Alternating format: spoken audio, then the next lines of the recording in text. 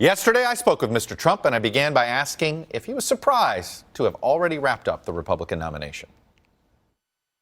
Well, I thought I'd do it. I didn't know I was going to do it this early. I assumed that Hillary would be watching me as opposed to me watching Hillary, so that's good. And it's going to be an interesting thing because Bernie Sanders is not being treated fairly. He's not being treated fairly. You know, it's a rigged system against him also. I'm no Bernie fan, I can tell you that, but it is a rigged system. Do you believe the Republican system was pretty rigged, too, even though you're winning it?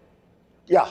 Totally rigged. It was totally rigged, and it was only that I was winning by so much. I was winning in landslides every week, and if I weren't, I wouldn't have been able to do it because it was dictated by the bosses. But you know what? I'm happy with it. It's like a boxer. You have to go and you have to knock out the opponent. We won so many landslide states, especially the last 7 or 8, that there was nothing much they could do about it. But it's not a good system. You complained about the system a lot. I'm curious.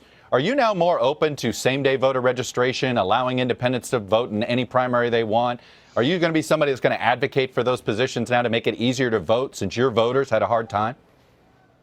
Well, you can't expand the party that way, and, we've done it both ways. I've always done better when independents could cross over, and frankly, when Democrats could cross over. In New York, when we were doing the voting, a lot of people interviewed the people at the voting booths that, manned the voting booths. Well, and if they had same-day, never seen anything like it. In New York, had there been same-day voter registration, those people could have voted.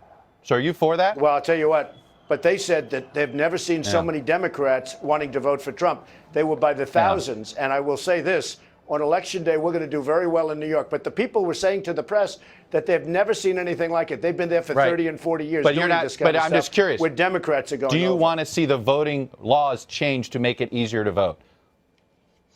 I want to see voting laws so that people that are citizens can vote, not so people that can walk off the street and can vote, or so that illegal immigrants can go and vote. No, I want to make the voting laws so that people it doesn't make any difference how they do it, but I don't think people should sneak in through the cracks.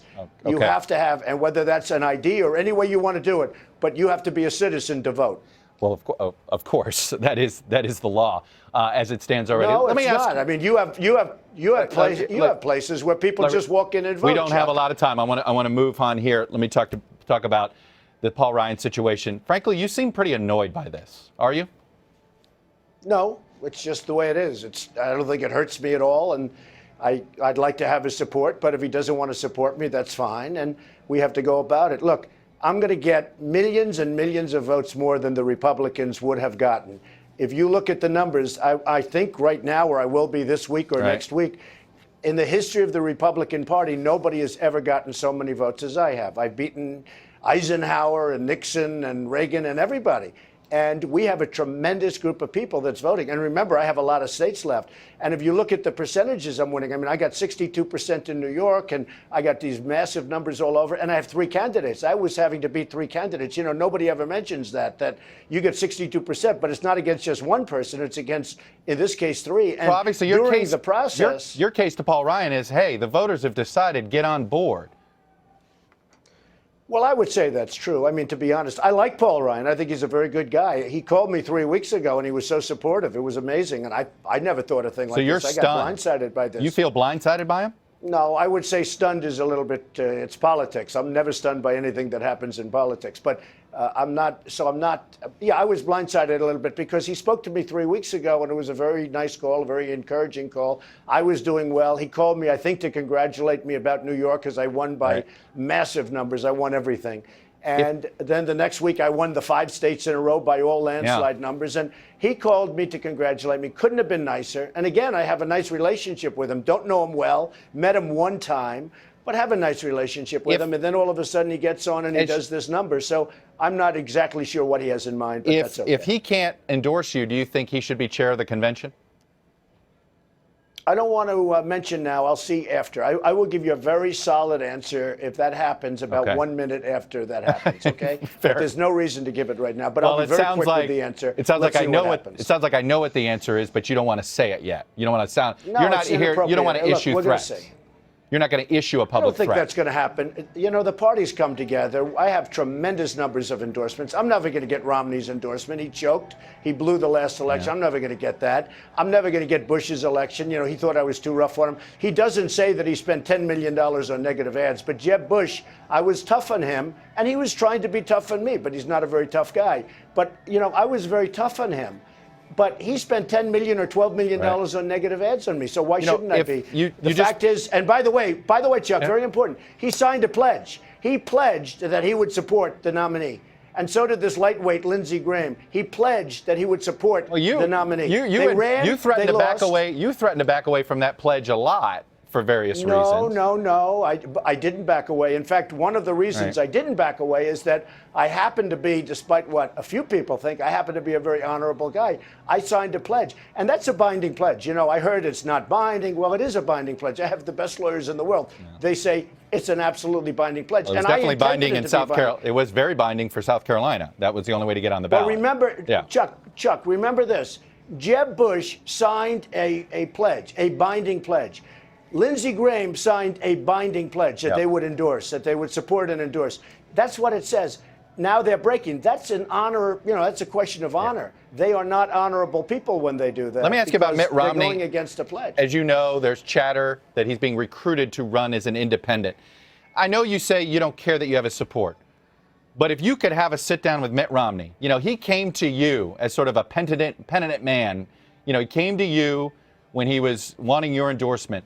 Have you thought about traveling to him and seeing if you can sort of calm the waters with him at all? And if you did, what would you say to him? Well, here's the story. I helped Mitt a lot. I raised a lot of money for him. I ruined the carpet in my apartments. I had so many people come. We actually had to have 2 fundraisers because there were so many people for his wife, who is a fantastic woman, by the way. I had these fundraisers in my apartment. They called me for help.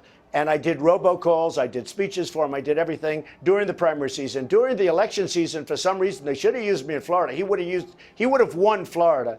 But they had this, campaign manager, Stewart, whatever, who didn't like Donald Trump. He thought Donald Trump was too tough and too controversial and don't use him. So they didn't use me, and that was okay. When it came down to the convention, I wasn't a part of the convention, and that was okay. What happened is I was rough on Mitt because I didn't think they treated me properly. I helped him, really helped him, gave him a lot of money, helped him with robocalls. Every single robocall I made, he won that state. Every single speech I made, he won the state in terms of the primaries. When it came time to the general election, I waited for the call. I didn't care. Look, if they don't want to call me, that's okay. I'm a busy man. I have a lot of things to do. But if I would have been asked to help him in Florida, you saw what I did in Florida. I won in a landslide. I would have helped him. I certainly could have gotten him over the ledge. Wait a minute. So if Mitt Romney did that, I would be happy to talk to him. I think it's great. So he owes you a thank you. You want him to thank you first for 2012 before you will reach out to him. I helped Mitt Romney a lot. And you feel like he was ungrateful? I believe I won him or helped him win 5 states that he was going to lose. Sounds like you think he was ungrateful? Okay? You think he's been ungrateful? He was ungrateful, which is okay. A lot of people are ungrateful, but he was ungrateful. They did not respond accordingly, and that's okay. All right. But let me move on to some. See what happens. Let me move on to some issue things. There's a few things that some people think are contradictions, so I want to see if I can pin you down here. The issue of taxes. Your tax plan is one where the biggest beneficiaries are the 0.1% when it comes to raw dollars that will be saved among taxes. But then in an interview earlier this week, you seem to say, you know what, my tax plan, it's not set in stone, and maybe I'll raise taxes. Maybe I'll actually raise taxes on the rich. So I guess, which is it? Are you willing to raise taxes on the 0.1%? No. Let me explain how the world works, okay? I think nobody knows more about taxes than I do and income than I do. But I'll explain how it all works. I don't come up with it. I come up with the biggest tax cut by far of any candidate, anybody, and I put it in. But that doesn't mean that's what we're going to get. We have to negotiate. The thing I'm going to do is make sure the middle class gets good tax breaks, because they have been absolutely shunned. The other thing, I'm going to fight very hard for business. For the wealthy, I think, frankly, it's going to go up. And you know what? It really should go up. They should pay. The wealthy need to pay more taxes. What do you define as wealthy, by the way? Let me explain. Somebody like me. Let me explain something.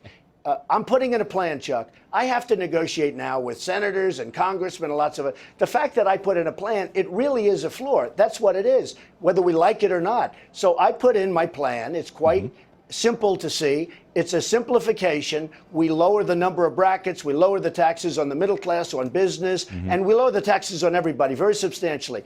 But I have no illusions. I don't think that's going to be the final plan, because they are going to come to me, including the Democrats and everybody else. They're going to come to me. They're going to want to negotiate. But that's a floor. That's where we're starting. So is that now, when it comes time to negotiate, I feel less concerned with the rich than I do with the middle class. So it sounds should we take I feel that? very concerned. Should we assume that most of your plans then, we shouldn't take you at your word as sort of that they're floors, what you just described, that, you know what, it's my opening statement, but everything is negotiable. Excuse me, it's called life, Chuck. It's not my word. Of course, I put in a proposal. You know what they are? They're really proposals. People can say it's a tax plan. It's really a tax proposal, because after I put it in, and I think you know the Senate and Congress, you know as much as anybody, they start working with you and they start fighting, and let's see what happens. But I put in a proposal. Under my proposal, it's the biggest tax cut by far of any candidate, by far. Right. But I'm not under the illusion that that's going to pass. They're going to come to me. Right. They're going to want to raise it for the rich. Frankly, they're going to want to raise it for the rich more than anybody else. But the middle class has to be protected. Okay. The rich is probably going to end up paying more, and business might have to pay a little bit more. But we're giving a massive business tax cut. Remember this: we're the highest taxed nation in the world. Wait a minute. Let me stop you there. You just said businesses might pay a little bit more. You just said business might pay a little bit more, but we're going to get them a massive tax cut. You just said it within 10 words. No, I didn't say it. Excuse me. I said they might have to pay a little bit more than my proposal, Chuck. Oh, your proposal. Okay. I just wanted to get that clear. Than my proposal. Fair enough. I'm not talking about more than they're paying now. Gotcha. We're the highest taxed nation in the world. Our businesses pay more taxes than any businesses in the world. That's why companies are leaving. So they may have to pay a little bit more than my proposal. Is what I mean. I Gotcha. Okay. No. I just wanted to clear that up. Okay, good. Minimum wage. Good. I'm glad you cleared it. Minimum wage. At a debate, you remember what you said. You thought you didn't want to touch it. Now you're open to it. What changed? Let me just tell you, I've been traveling the country for many months, since June 16th. I'm all over. Today I'm in the state of Washington, where the arena right behind me, you probably hear, is packed with thousands and thousands of people. I'm doing that right after I finish you. I have seen what's going on, and I don't know how people make it on $7.25 an hour. Now, with that being said, I would like to see an increase of some magnitude, but I'd rather leave it to the states. Let the states decide, because don't forget, the states have to compete with each other. Right. You want but should the federal government set a floor, and then you let the states? No, I'd rather have the states go out and do what they have to do. And the states compete with each other, not only other countries, but they compete with each other, Chuck. So I like the idea of let the states decide. But I think people should get more. I think they're out there, they're working. It is a very low number. With what's happened to the economy, with what's happened to the cost, I mean, it's just, I don't know how you live on $7.25 an hour. But I would say let the states decide. Another contradiction has been on your feelings toward Hillary Clinton. In 2012, as she was leaving Secretary of State, you praised her. You thought she did a good job. You even sort of said, you know what, she's not pushing her agenda. She had to carry on somebody else's agenda. Before that, you didn't fault her on the Iraq War vote because you said, you know what, she got bad intelligence like a lot of other people got. Now I didn't get bad intelligence. You say I didn't get bad intelligence. I understand that, but you said you kind of forgave her on that early on. Now you call her, she's been crooked from the start. I guess this goes back to which Donald Trump do we believe on your feelings toward Hillary Clinton, 2012 or now? Okay. So recently a magazine said Donald Trump's a world-class businessman, and I am. I built an amazing company, some of the greatest assets in the world, and just great stuff. All over the world. I go all over the world. I'm in Europe. I'm in Asia. I'm all over the world. I'm not looking to get in fights with politicians. I'm not looking to get in fights with the Secretary of State. So when I do something in a country, wherever it may be, in Dubai, where I'm doing big jobs, and other places, in China, where I'm actually getting ready to sign big jobs to my company, let me just tell you something. I want to get along with politicians. So when somebody says, what do you think of Hillary Clinton? Number one, I'm not looking at it that closely because I'm in business. But when somebody says 3, 4, 5 years ago, let's look at Hillary Clinton, what do you think? I say, she's doing great. I say, everybody's doing great. The fact is, she has not done a good job. When I look at what happened with Libya, when I look at what happened with Benghazi, when you look at the migration, when you look at all of the things, but I'm not looking to criticize. You can look at many politicians that haven't done a good job. How are they doing? They're doing just fine. I'm not looking to get into wars with politicians because I need politicians. All right, last question. Why not release the tax returns that aren't involved in the audit? Because it's a link. I have very big tax returns. I'm sure you've seen the picture where the returns are literally from the floor to up to here. They're extremely complex. Do you think you can do it before the election, though? I hope so. I'd like to. I have no problem with releasing the tax returns. Do you pledge to do it before the election? Excuse me. Sure. If the audit is finished, I'll do it as fast as the audit's finished. Remember this. I've already given my financials. And my financials show I'm worth more than $10 billion by any stretch of the imagination. Gotcha. Has tremendous cash flow. You don't learn much from tax returns, but I would love to give the tax returns, but I can't do it until I'm finished with the audit. Donald Trump, I got to leave it there. The crowd, it's fired up. We already heard Mike Leach, Steve Entman. It's fired up. Big Washington State stars up there. Thank you for coming on, sir. That's right. They're great people. Thank you.